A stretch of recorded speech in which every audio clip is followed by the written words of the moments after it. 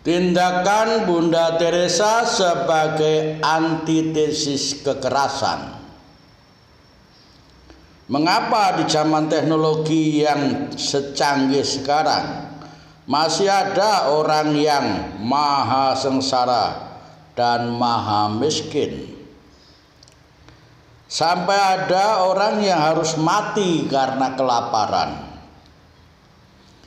Atau kenapa keadaan yang memilukan itu dapat terjadi?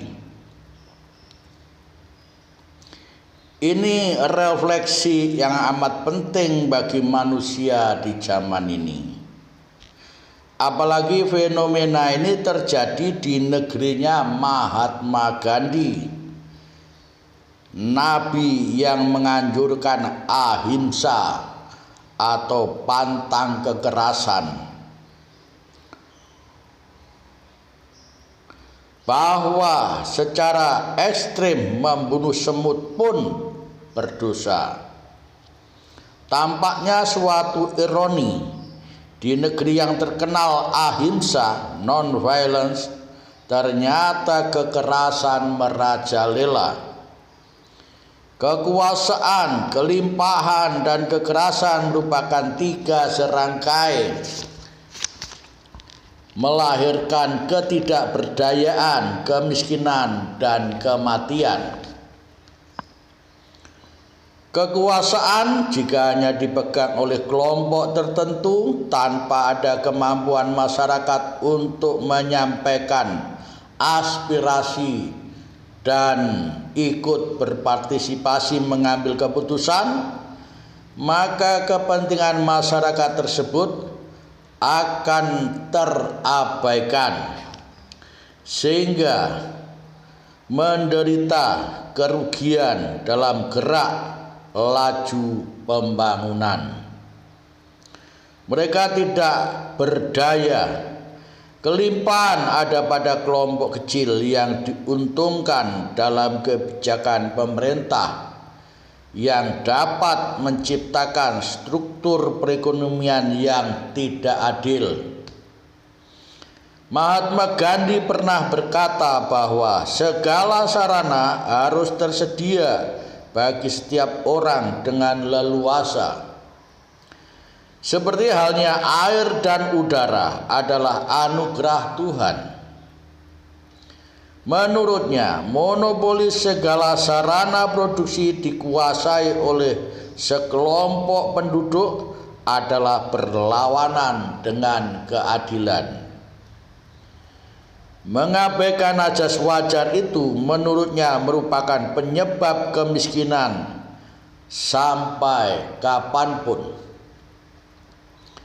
Mahatma Gandhi menyaksikan kemiskinan bangsanya seumur hidup, yaitu tahun 1869 sampai 1848. Kemiskinan masih berlangsung hingga abad ini, sehingga apa yang dilihat Gandhi masih disaksikan pula oleh Suster Teresa dari Kalkuta. Konon begitu ngeri, banyak orang yang tinggal tulang terbalut kulit, digaruk begitu saja bak menggaruk sampah layaknya. Kekerasan lambang kematian atau pertanda tiadanya kehidupan. Sebatang tangkai yang lembut dan lunak pertanda masih hidup. Tetapi jika sudah kaku dan kering, bukti sebuah tangkai itu sudah mati. Banyaknya kematian tanda tiadanya cinta dan nihilnya kesediaan untuk berbagi. Kehadiran Bunda Teresa adalah antitesis. Bila masyarakat tertentu mempraktekkan kekuasaan, kelimpahan, dan kekerasan, maka Suster Teresa mempraktekkan cinta, kemiskinan, dan kelembutan. Cinta tidak mungkin berjalan seiring dengan pemilikan mutlak. Kemiskinan adalah cara untuk memperkaya kehidupan orang lain. Sebaliknya, kelimpahan adalah cara untuk mempermiskin sesama saudara yang ada di sekitarnya. Lalu kelembutan adalah sentuhan manusiawi yang menghidupkan.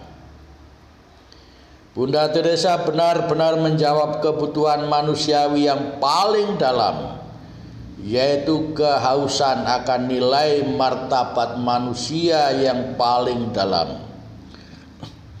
Beliau mencuatkan kerendahan hati di tengah kepungahan dunia,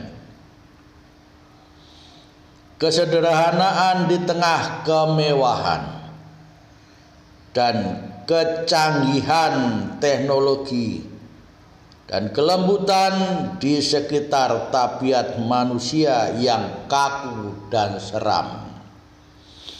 Bunda Teresa dan kongregasi misionaris cinta kasihnya adalah yang ambil tindakan nyata melihat Yesus dalam diri sesamanya yang menderita.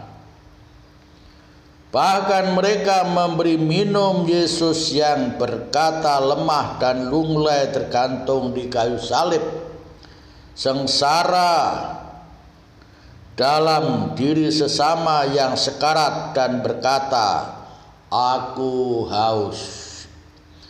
Walaupun akhirnya mereka menunduk dan menyerahkan nyawanya, sudah selesai. Bandingkan Yohanes bab 19 ayat 28 sampai 30. Seperti Yesus, mereka telah dipermalukan sebagai manusia. Dengan hati damai dan lega mereka beristirahat di alam baka. Tuhan memberkati kita. Amin.